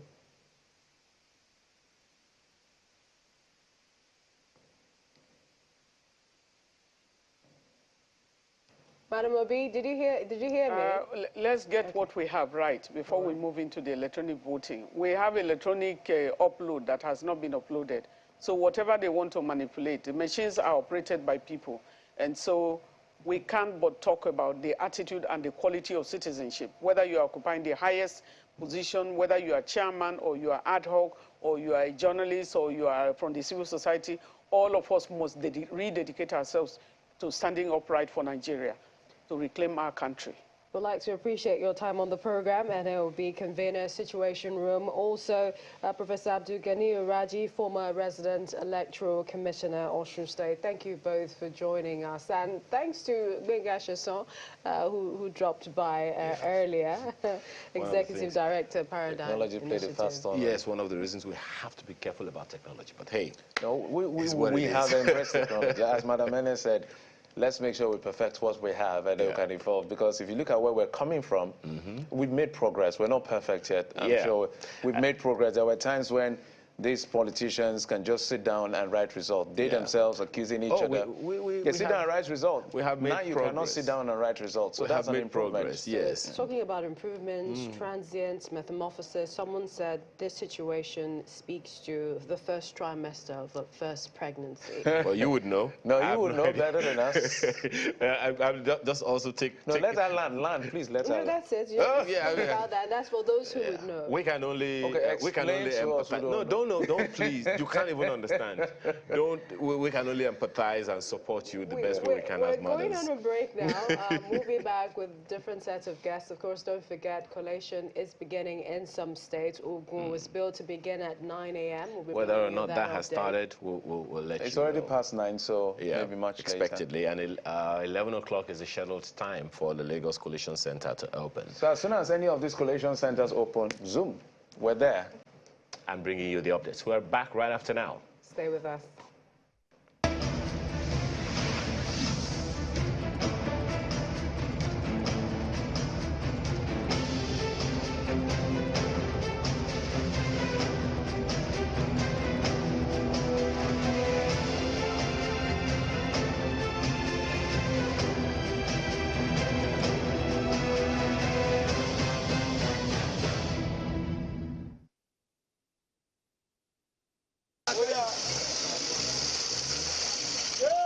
Another round of exercise and supposedly the concluding part of the 2023 elections.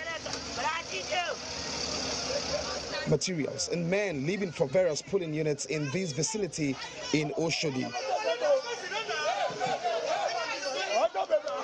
Just as voters began making their way to their units, we make a quick stop at this place where several ballot boxes were burnt during the presidential elections. Perhaps to forestall a reoccurrence, there is a heavy presence of security operatives which became a backbone for voters' turnout.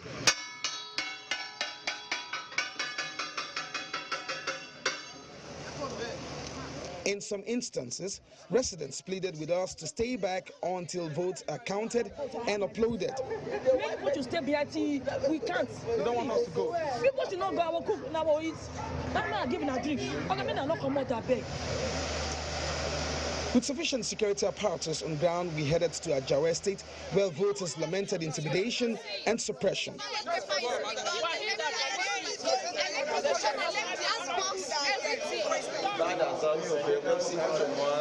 At this school, we were prevented from working, and sensing negotiations may not prevail, we left temporarily, but returned when forced to do our job. Yeah, I know, yeah, I can tell you who, yeah.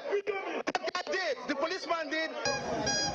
And for what appears like a prevailing buzzword at this round of exercise, voter suppression, this party agent in Nigeria State narrates his ordeal. There were some boys that came out to check people that are voting, and while they were voting, they were following them to where they were tampering, and I feel the security people should respond to that, but they didn't, and they were asking the voters to vote for APC, and if they are not voting APC, they beat them off.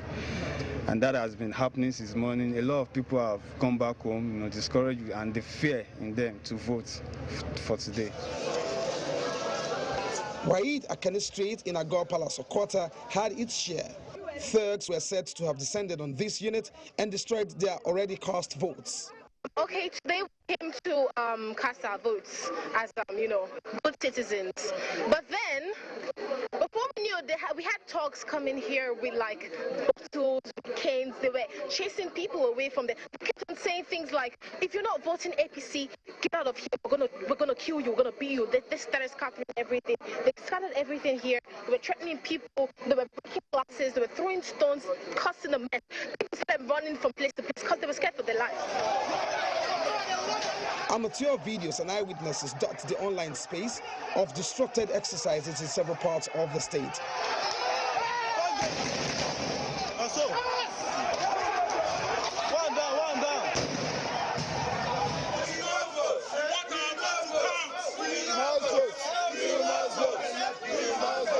What INEC will do and how it decides to deal with these votes cast in these areas will definitely make headlines.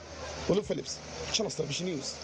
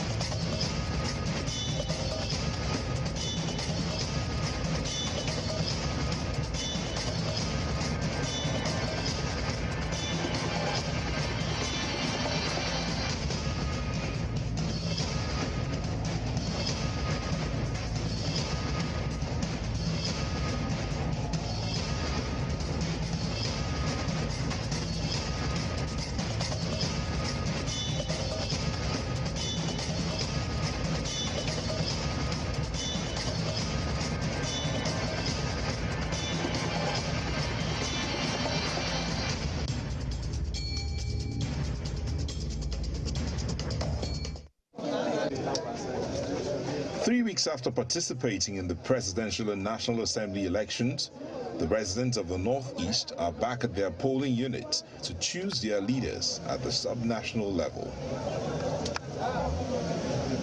The Election materials arrived early at polling units and the exercise commenced in earnest. Accreditation and voting are done without any hitches in most of the polling units. Nevertheless, there are mixed experiences from the voters. Let's hope they will improve on their past performance. I'm not quite hopeful because I have not seen measures they have taken to improve their past performances. The process is good, is excellent, is fast, and I think it's something to be encouraged. INEC need to move away from the past and adhere strictly to the guidelines, the Electoral Act and what is contained in the Constitution by simultaneously transmitting the result this time around and also collecting manually. I think that is what is expected of INEC, and for the process I think is excellent. You can see in less than 20 seconds I was accredited and I casted my vote. It's very good because compared to what has happened during the presidential election, there is an improvement because you can see early distribution of INEC material has been witnessed, and then we have seen reasonable turnout, and then I couldn't spend more than 2 minutes for the accreditation exercise. I think INEC has done well, and we have to commend the efforts of the INEC in ensuring a credible election in the state. Though there are reports of security breaches in some communities in Donga local government area of Taraba State, the region largely recorded a peaceful exercise. I'm happy being here to cast my votes, and it is very peaceful, and I'm impressed with the level of the preparation and the conduct of the process. I've not seen any problem, and I've observed that INEC has improved even up to the last general election, the presidential election. So going forward, I would expect that they will improve more so that we'll go digital, because the world has gone digital. This time around, this gubernatorial election seems more realistic. It seems more peaceful like the previous one, presidential. The process looks okay so far. Turnout is so much, it has increased. Thank God, because the voters, people have come out en masse to ensure they exercise their universal suffrage, and everything appears very peaceful and orderly. We thank God for that. The candidates are confident of victory when the final results are eventually announced.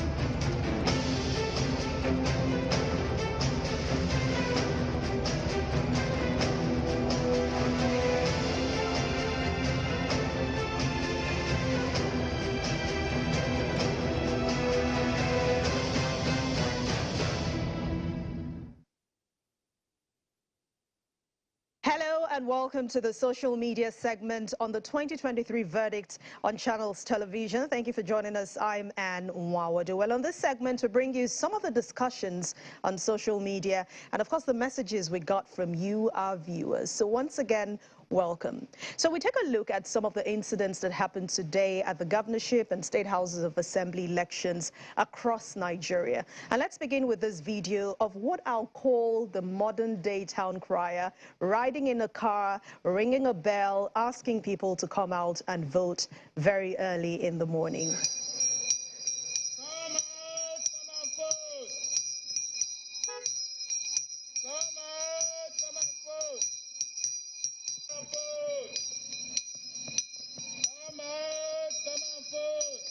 Well, though we saw voter apathy in some states, some people still came out to vote regardless. And you'll see those pictures there.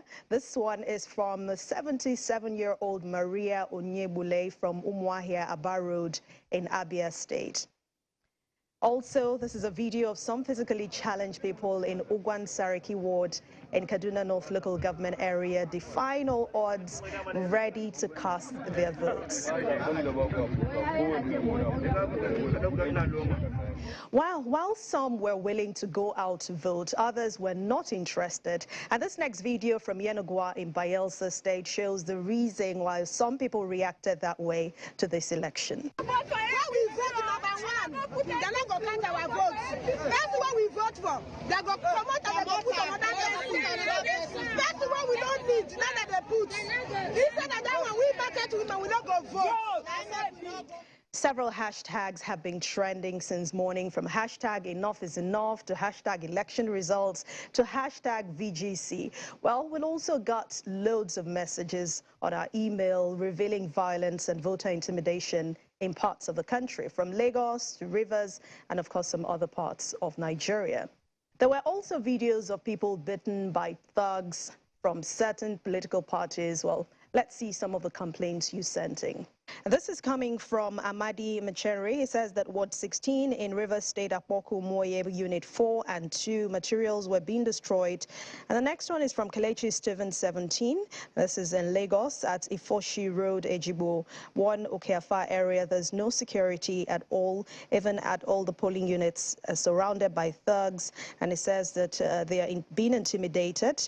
In some units, like his own, they scattered the polling units and asked everyone to go home.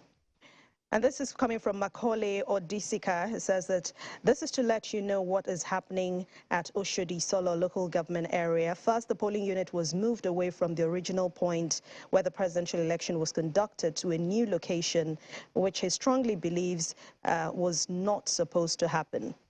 And Peritaki Meng says, good afternoon, Channels TV team. There's a terrible situation at Etiosa polling station at Ikota. Voters perceived not to be supporters of a certain party are being chased away with stones, machete, pieces of wood, and even water.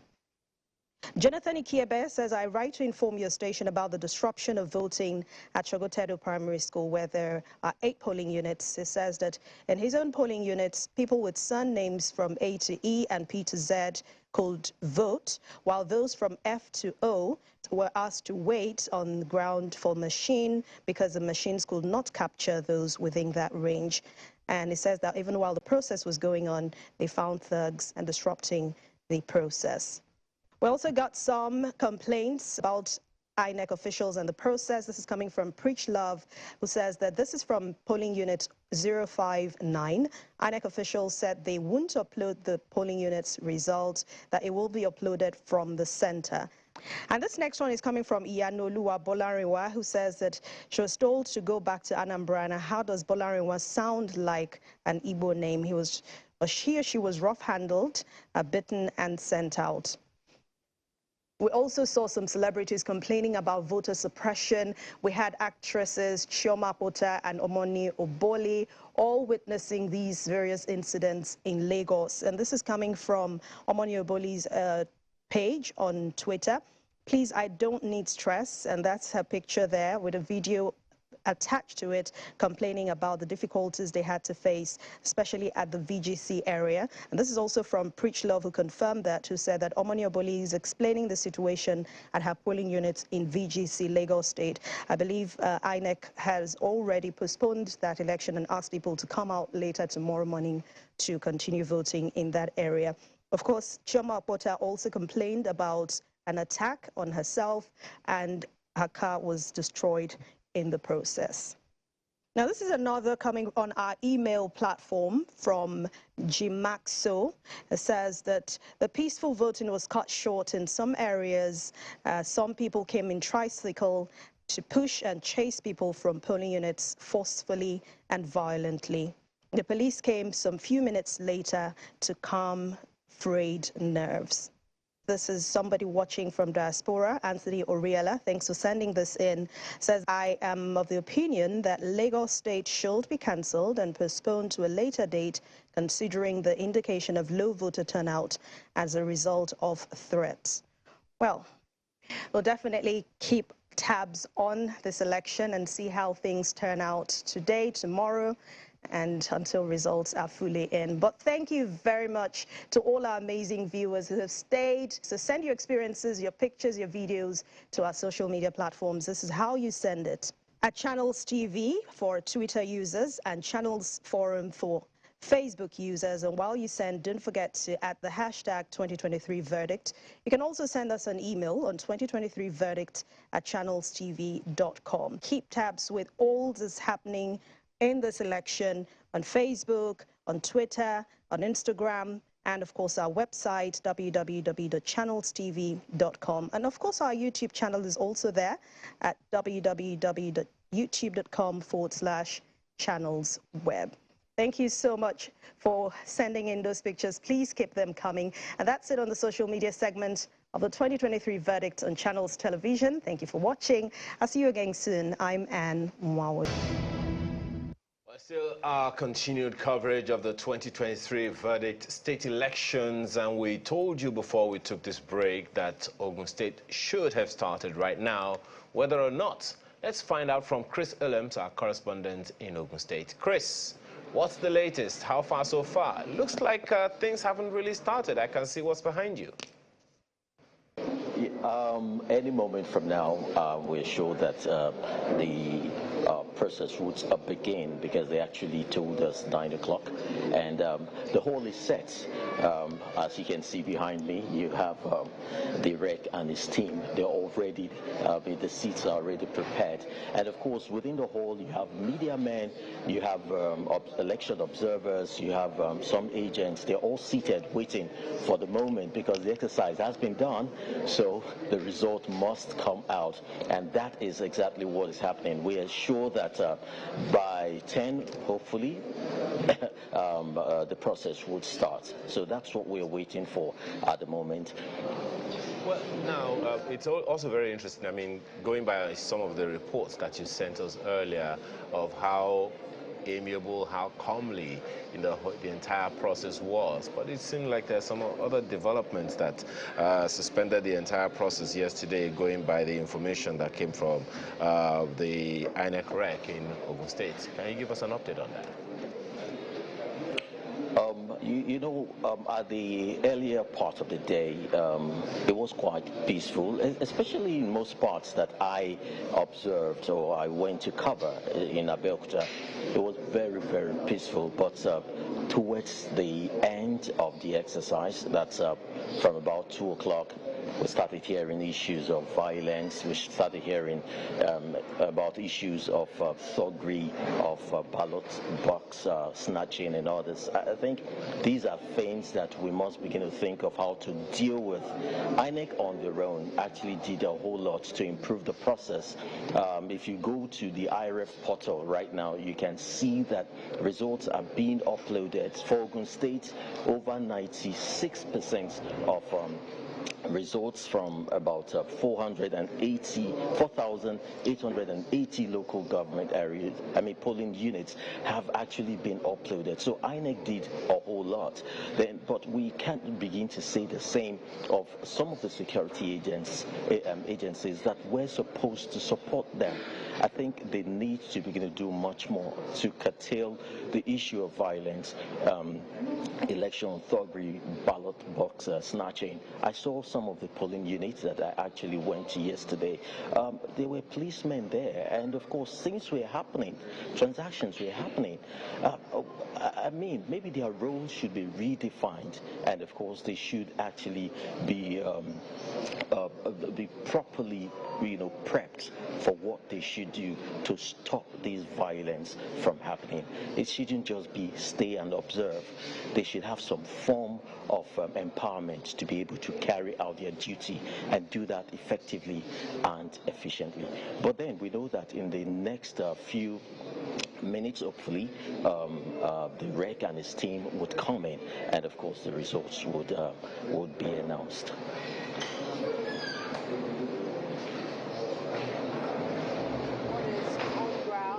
The polling agents, is anyone conferring with IREV in any way with regards to the number of results that have been uploaded across, the local government areas while they wait for things to start where you are? some election observers actually that I spoke with, they are actually okay with the pace at which the results are being uploaded, because every hour, if you refresh, you realize that more results are coming in. I spoke with one of them, a local observer who's actually with me, Yinka Folari. Yinka Folari actually gave us his own experience on the field yesterday. I'd like to bring him in again. Yinka, good morning to you, and how are you doing today? I'm fine. All right. You were on the field yesterday. There were lots of observations that you shared with me, you know, when we earlier spoke. You had pluses, you had minuses, you have some challenges you feel that INEC should fix, or of course even the police and other security agencies. Maybe you want to just talk about this briefly before we talk about the collation and of course the results. Yeah, thank you very much. Away from what we had 3 weeks ago when we had the presidential election, we observed early, from the setup, we observed early arrival of INEC officials, and we also observed that the turnout of the electorate was very, very low compared to what we had during the presidential and National Assembly election. And I would say in terms of the beavers machine, I think kind of miracle happened that the beavers machine actually functioned very, very well, and where there were little technical issues, we saw a prompt backup from INEC, which make the process to be seamless, and that is very, very commendable. However, one of the pathetic situations we observed was the issue of vote trading among political parties, and the secrecy of the ballot was actually compromised in some of the polling units, a situation where you had to vote. They were buying vote for as much as 10,000 naira in this state, and we look at it that at the end of the day, we are not too sure that the outcome will reflect the true wishes and will of the people, because the process is not was compromised not by INEC, but by our political parties who had enough time, considering the electoral, the windows of the electoral, to sell their candidates out and for the electorate to decide. So I think that's one area that we need to look at in future. And talking about the security agencies, to a very large extent, they perform outstanding. The conduct was very, very superb. And where we got issues of hoodlums attempting to snatch ballot boxes, they were combated, and to an extent we will say the conduct was largely peaceful here in Ogun State. Okay, let's look at some of the areas you just mentioned.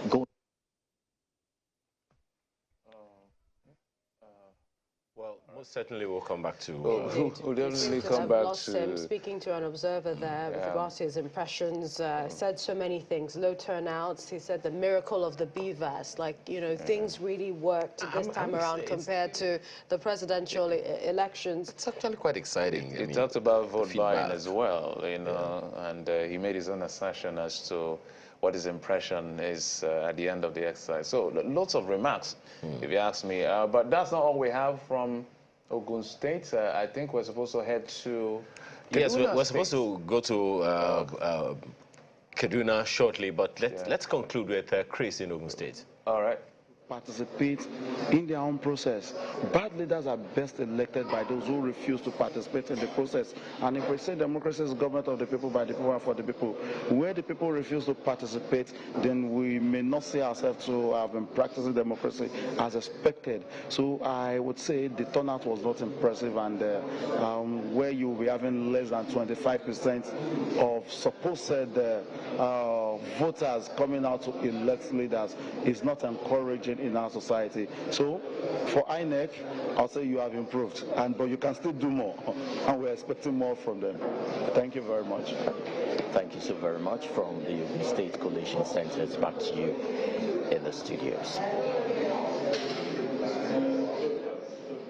That, and certainly we'll keep taps with you as we bring us more and more of that as events unfold. But Millicent, you want to take us to Kaduna State? Indeed. I'm not the one taking us. Okay. We're all going together. We're going to Kaduna. Our correspondent is standing by, Emperor Simon. Loads of things. We went to Kaduna shortly before, where we spoke to another correspondent of ours in your chair, Chimeze, giving us an update. But then let's go over to Emperor Simon. Emperor, give us the latest in Kaduna.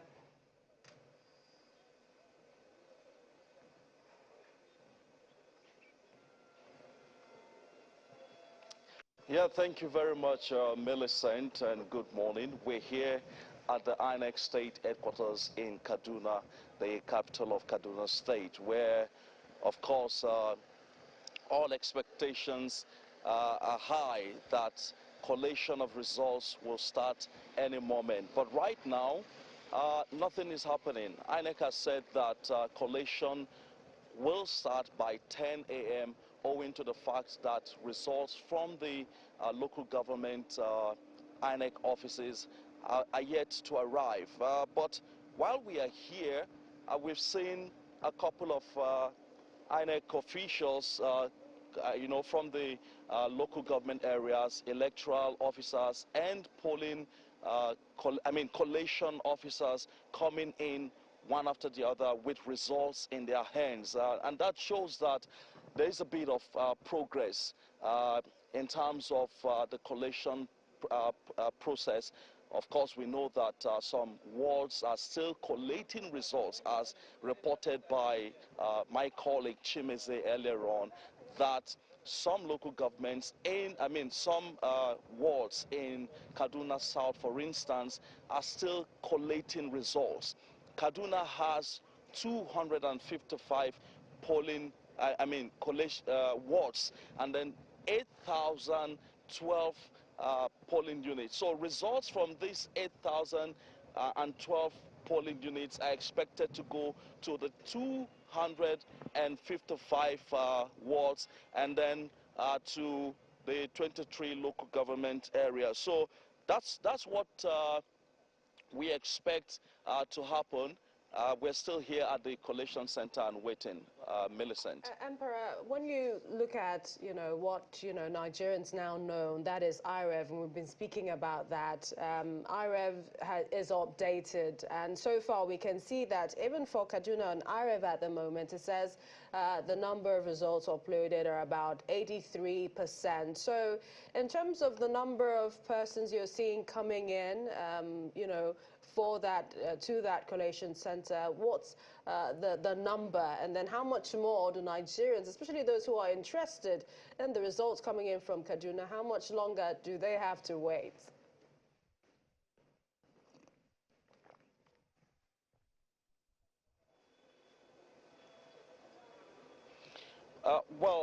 Millicent, we do not have that information with regards to how long voters are expected to wait. Of course, they are very, very expectant and waiting patiently for the outcome of the election. Now, let me just give you a perspective of what we witnessed yesterday in some of the polling units that we went. The fact is that from our observation yesterday in some of the polling units, there is a bit of low turnout of voters, low participation in these general governorship and state assembly elections, where, for instance, in one of the polling units, there were registered voters of 1,507 registered voters, but only less than 200 came out to exercise their franchise, and that's quite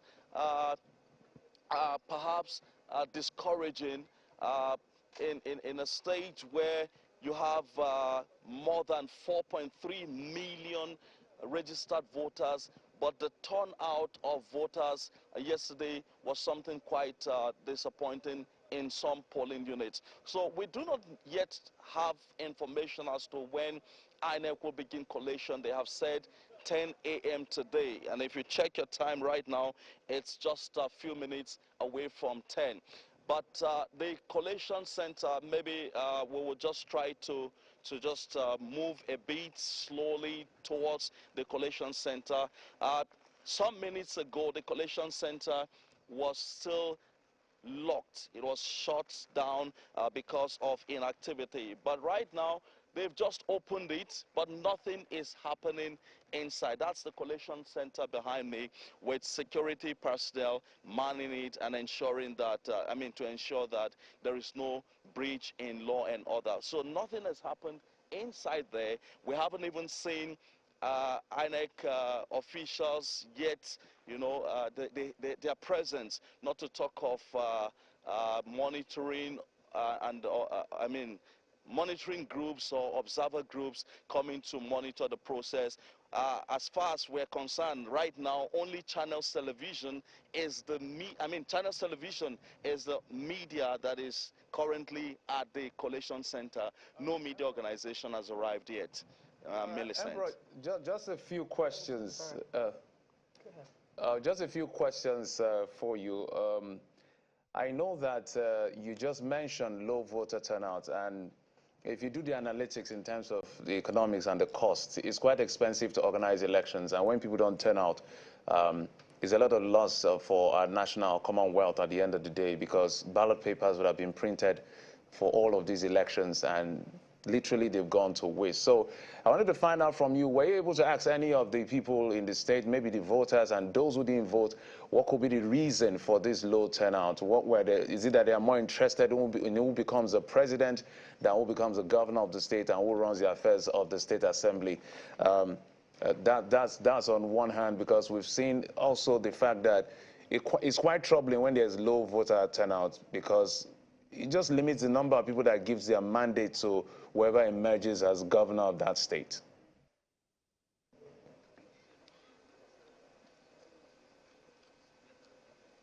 Embro? Well, that's quite true, because yesterday at one of the I can hear you.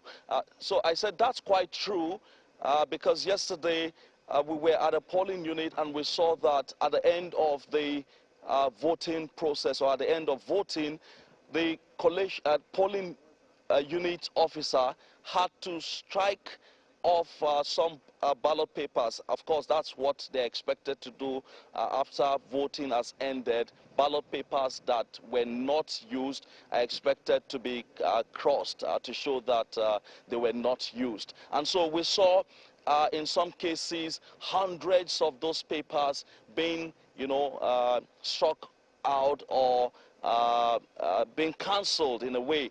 So that is a waste of resources. When you look at the quantum of money that has been budgeted for INEC for the conduct of this election, you would see that it makes no sense that ballot papers are being destroyed or cancelled because they were not used. Now, coming to where the interest of the people or residents in Kaduna State here lies, we know very well that politics is local, and so one cannot really say that they are more interested in the presidential election more than they should be in the governorship and state assembly elections. So the interest is there. As a matter of fact, the first polling unit we visited, we saw voters coming out as early as 6:30, waiting for the voting to commence. And so we were expecting that momentum would be sustained, but after a few minutes that voting started in that particular polling unit, we saw that as soon as those that were on the queue had finished voting, the place became scanty. Nobody came. And so we really do not know what has happened to cause or warrant this low turnout of voters. But again, referring to what the governor had said in the interview we had with him yesterday, the fact that there were reports, of course, of voters intimidation in some parts of the state. So we're not sure if that could have also contributed to the low turnout. Again, let me also say that less than 24 hours to this election, there was a clash between the governor's convoy and members of the Shiite group that led to the death of about 5 persons, we were told. And so maybe that could have also, in a way, affected the response from the residents here in terms of coming out to vote, knowing fully well that anything could have happened. Thank you so much, Emperor, for your report. And of course, we'll touch base with you as soon as possible. We expect that